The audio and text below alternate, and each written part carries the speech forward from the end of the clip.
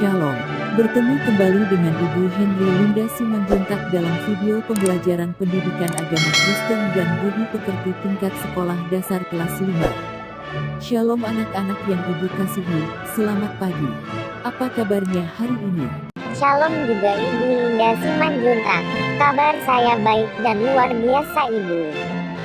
Shalom Ibu Linda Simanjuntak, selamat pagi. Kabar saya hari ini baik dan luar biasa Ibu. Shalom juga Ibu Linda Simanjuntak, selamat pagi Ibu. Kabar saya baik dan luar biasa Ibu. Anak-anak, sebelum kita memulai pembelajaran kita hari ini, mari kita berdoa. Hari ini kita pelajaran 3 dengan judul Allah mengasihi dunia.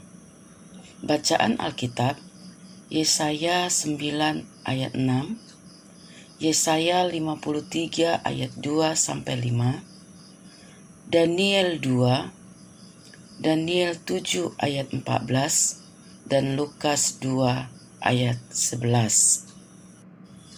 Indikator pelajaran kita hari ini, yang pertama menjelaskan mengapa Allah mau mengasihi manusia berdosa. Kedua, menyebutkan cara Allah mengasihi dunia. Ketiga, menghayati makna kasih Allah melalui ucapan syukur yang dinyatakan melalui doa atau puisi. Keempat, menyatakan tekad untuk menanggapi kasih Allah dengan menyanyikan lagu rohani dan menulis pesan atau makna lagu tersebut. Pelajaran kita hari ini membahas mengenai Allah mengasihi dunia dengan menepati janjinya melalui Yesus Kristus. Materi ini mengajarkan agar anak-anak mengetahui dan memahami kasih Allah yang luar biasa bagi manusia berdosa. Meskipun manusia telah berdosa di hadapan Allah, tetapi Allah tetap bermurah hati untuk menyelamatkan manusia. Dari bacaan Alkitab dalam pelajaran ini, anak-anak ibu akan mengetahui dan memahami bahwa janji Allah mengasihi dunia sudah sejak zaman perjanjian lama diberitakan. Allah tetap setia menepati janjinya. Semuanya itu digenapi dalam perjanjian baru melalui anaknya Yesus Kristus. Kita akan belajar dari bacaan Alkitab. Allah mengutus banyak nabi kepada umatnya. Nabi-nabi itu mengajar orang tentang kasih Allah dan bagaimana melayani Allah. Mereka itu memberitahu orang-orang tentang janji-janji Allah. Allah membuat janji itu berulang kali dan banyak nabi menceritakan hal itu. Yesaya bercerita tentang hadirnya juru selamat. Ia berkata bahwa seorang anak akan lahir dan akan menjadi raja selama-lamanya. Bahwa Allah akan mengirimkan keselamatan pada semua orang dan bahwa juru selamat akan menghapuskan segala dosa dan penderitaan kita. Yesaya 9 ayat 6, ayat 7, dan Yesaya 53 ayat 2-5.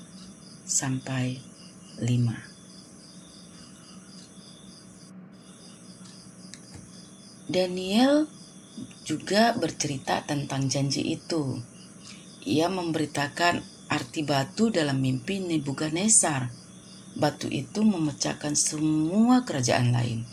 Batu itu tumbuh besar Demikianlah kerajaan Yesus akan tumbuh besar dan akan menjadi kerajaan yang kekal. Daniel pasal 2 dan Daniel pasal 7 ayat 14. Nabi Mika berkata sang juru selamat akan datang dari Betlehem. Mika 5 ayat 2. Dan Nabi Zakaria berkata bahwa sang raja besar akan membawa keselamatan. Zakaria 9 ayat 9.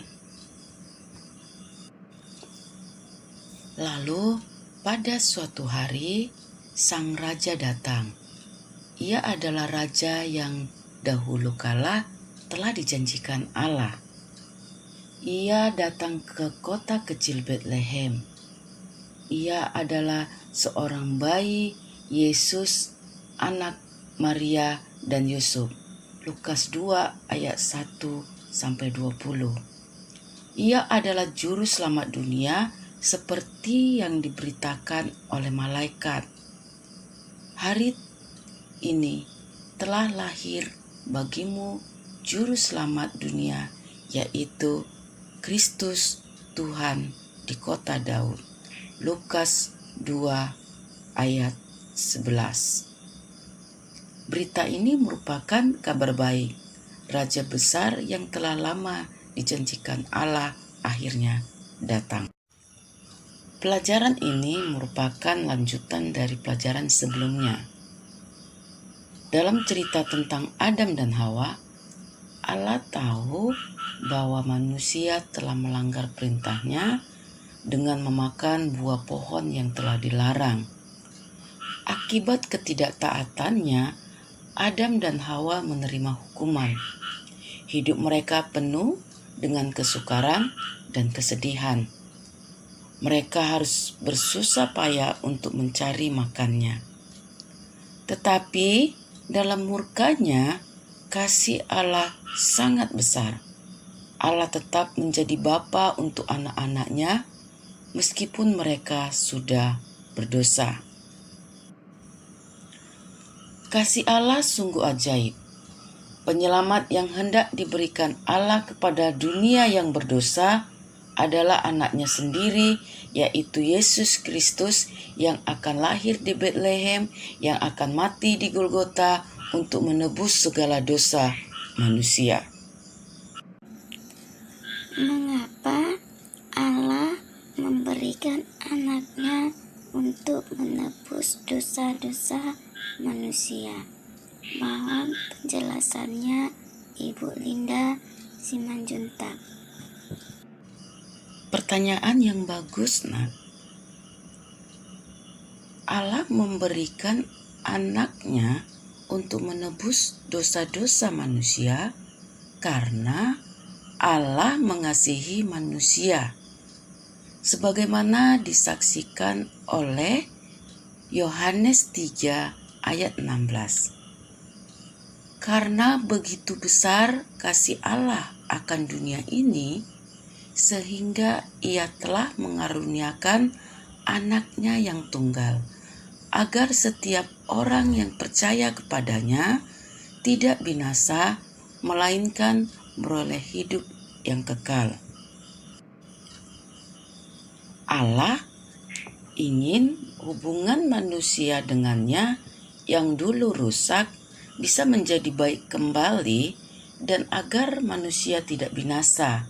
Oleh karena itu, Allah menepati janjinya dengan memberikan Sang Penyelamat bagi dunia. Apa tanggapan kita terhadap kasih Allah yang sungguh luar biasa itu? Mohon penjelasannya Ibu Linda Simanjuntak. Pertanyaan yang bagus sekali. Tanggapan kita terhadap kasih Allah yang sungguh luar biasa itu, kita harus berterima kasih atas kasih Allah itu dengan hidup bersyukur dan sungguh-sungguh percaya kepada Yesus, Anak Allah adalah Tuhan dan Juru Selamat dunia. Kita patut bersyukur atas anugerah keselamatan yang diberikan oleh Allah bagi kita. Untuk lebih menghayati kasih Allah bagi dunia, silakan anak-anak ibu menjawab pertanyaan-pertanyaan berikut ini. Yang pertama, apa yang harus kita lakukan sebagai tanda terima kasih atas kasih Allah bagi dunia? Yang kedua, buatlah doa atau puisi yang menyatakan atau ungkapan syukur atas kasih Allah bagi dunia. Anak-anak ibu bisa mengerjakannya di buku tulis. Kemudian berikan kepada bapak atau ibu guru. Sekarang kita belajar dari lagu. Anak-anak, nyanyikanlah dengan penuh penghayatan lagu yang berjudul Kasih Allahku Sungguh Telah Terbukti. Renungkan setiap kata yang kamu nyanyikan.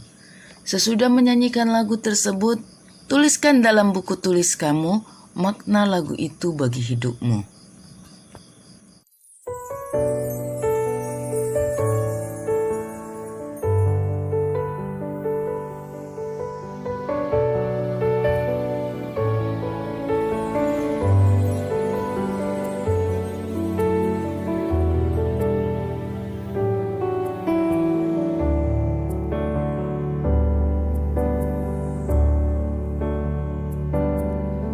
Kasih Allahku sungguh telah terbukti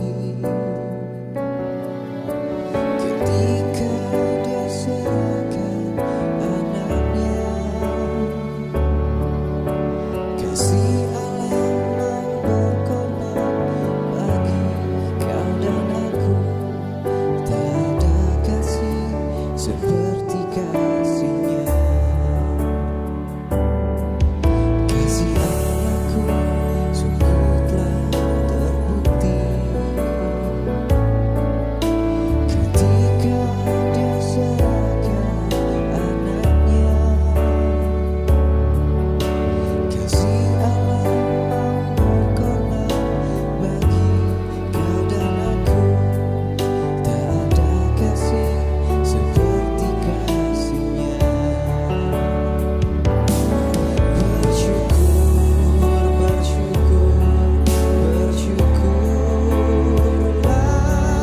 Bersyukur karena kasih setiamu. Ku sembah dan ku sembah selama hidupku. Ku sembahkan Tuhan. Kesimpulan pelajaran kita hari ini, kasih Allah sungguh ajaib. Allah mau mengasihi dunia dengan memberikan anaknya, yaitu Yesus Kristus, untuk menebus dosa-dosa manusia. Allah ingin agar hubungan manusia dengannya dipulihkan dan menjadi baik kembali. Oleh karena itu, Allah menepati janjinya dengan cara menganugerahkan seorang penyelamat bagi dunia.